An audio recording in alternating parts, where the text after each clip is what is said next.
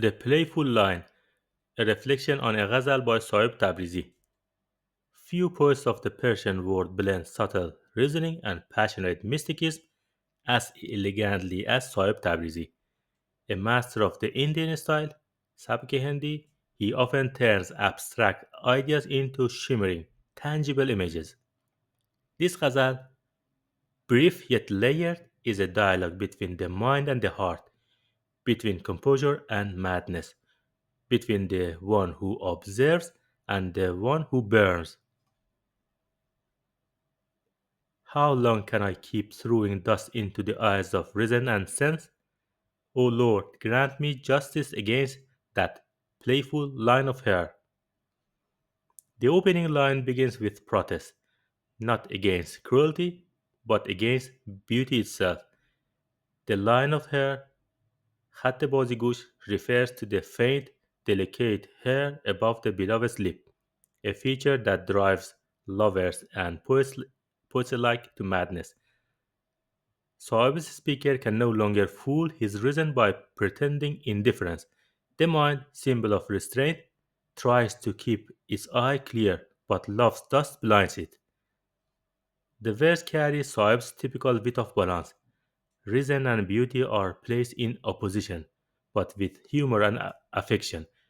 Love is a game in which even the most disciplined mind must lose, and the poet asks heaven not for victory but for fairness, as if saying, if beauty will play, let love not always lose. My affair is with a tall, cypress like beauty, so proud that she counts even the ring of the door as my embrace. The cypress like beauty, Sarvebala, is one of Persian poetry's oldest metaphors, a symbol of grace, height, and aloofness. But Saeb transformed it with wit. The beloved is so proud, so distant, that even when the lover knocks on the door, she thinks the sound of the door ring is his attempt to embrace her. This image shows both the cruelty and charm of love. Pride, Sarkishi, is part of beauty's majesty. It is what makes the beloved divine. To love such a being is to accept humiliation as worship. Saib's tone is not bitter but admiring. In Persian mysticism, this proud beloved also represents the divine, that eternal presence who allows approach only to test the lover's sincerity. The poet, standing outside the door, discovers that longing itself is a kind of embrace. In the world of selflessness, the foot does not tremble.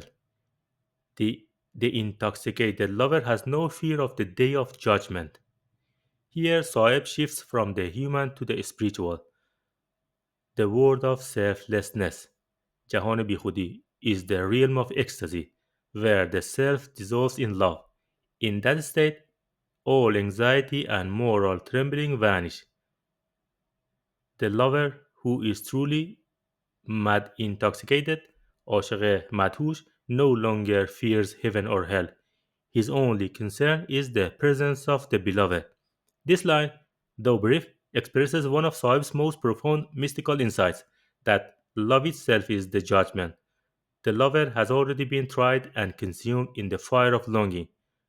Why fear the afterlife when one has already lost the self in the beloved's glance? Why remain helpless beneath this swiftly turning sky? With a surge of passion, you can lift discover away. In a world where fate, Gardun, turns lightly and relentlessly, Saib urges action, not despair. The cover, Sarpush, may symbolize the limits of thought, the veil of habit, or even the weight of the material world. What can remove it? Not logic, not philosophy, but Jush, the boiling passion that rises from within. Here, Saeb echoes the Sufi belief that spiritual awakening requires inner heat, not external control. Ecstasy, Jush, is not chaos, it is a divine fire that burns away illusion. His message, stop lamenting beneath fate's spinning sky. Passion itself is the power that frees you from its motion. The lover's heart, when it boils, becomes stronger than destiny. It has been long since I felt silent, weary of the turmoil of words. Who is there, Saeb? Who can bring this silent one to his speech again? The final verse turns inward. After all the wit, irony, and imagery, Saeb ends in exhaustion. Words themselves, his tools and treasures, have lost their power. The جوش گفتگو, fervor of discourse, has cooled. The poet has tasted too many arguments, too many clever phrases, and now seeks the stillness beneath them. Yet there is also yearning in his silence. Who will awaken my voice again? He asks, as though waiting for the beloved's whisper. For Soeb, true speech does not come from intellect, but from inspiration, from the spark of love that rekindles the tongue. In the quiet that follows the storm of reason, he rediscovers the beginning of song, the dialogue of fire and dust. This ghazal, though brief, contains the essence of Saeb's genius. Every image is both literal and metaphysical. The playful line of hair is both a sign of the beloved's body and the shadow of divine attraction. The cypress like figure is both a proud woman and the unapproachable majesty of God. Saeb does not reject reason, he exposes its limits. The poem moves from the dust that blinds intellect to the silence that transcends it. At the heart of this journey lies a paradox. Love begins with noise, with knocking on the door, with words and sighs, but ends in silence. Between the first cry and the final hush, the lover passes through humiliation, madness, and ecstasy. The logic of madness. Soeb's first question, how long can I throw dust in reason's eyes, is not only rhetorical but existential. It points to the human condition. We are beings of intellect. We are beings of intellect who fall in love against our own wisdom. To love is to lose the comfort of logic. Yet Saib's poetry shows that madness itself has its own order, a divine logic where losing becomes finding. Every verse in this ghazal charts the failure of control. The lover cannot control reason, cannot reach the beloved, cannot fear judgment, cannot stay silent. And yet, through these very failures, he reaches a higher harmony, a clarity born of surrender. The proud beloved. The second verse offers one of the finest portraits of pride in Persian poetry.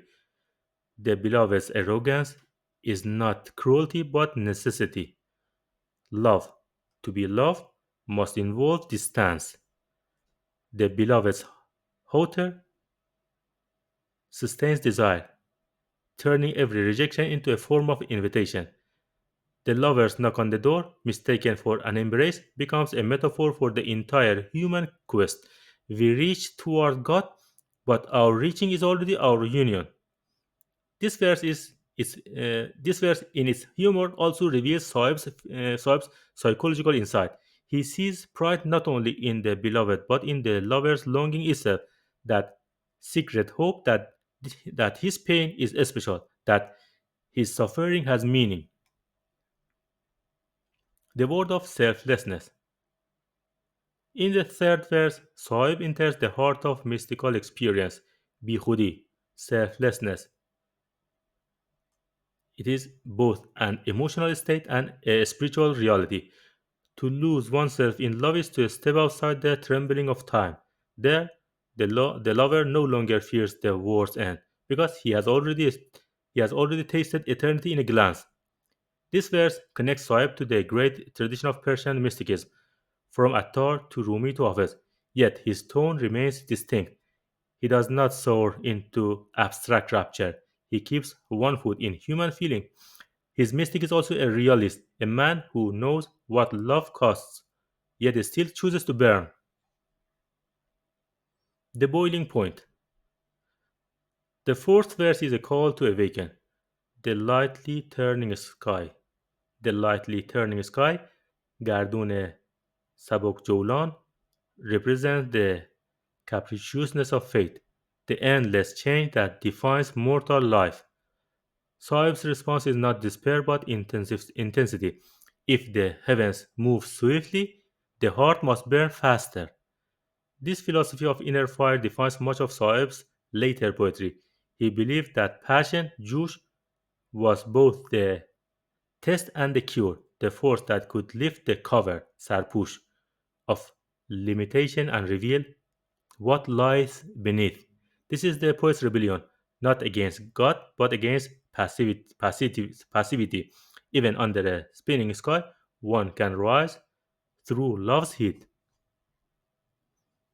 The silence of the poet. And then comes the final note, quiet, personal, haunting. After years of eloquence, Saeb admits that words themselves can become noise. The poet who has mastered wit and metaphor finds himself mute.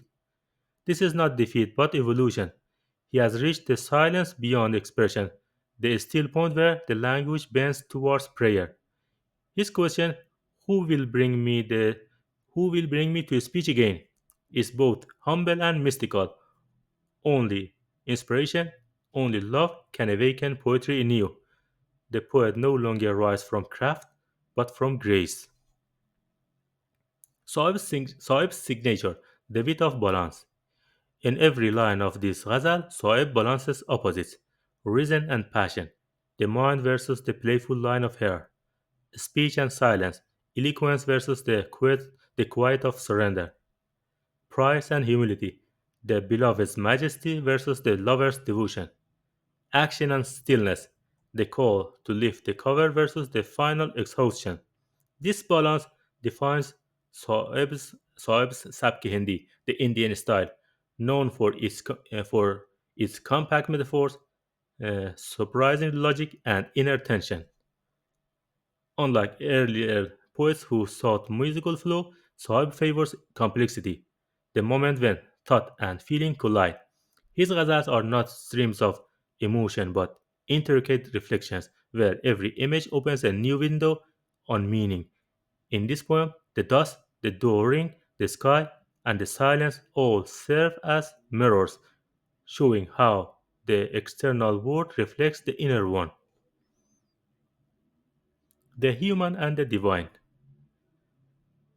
Though steeped in mystical imagery, Saib's poem never loses its human tenderness.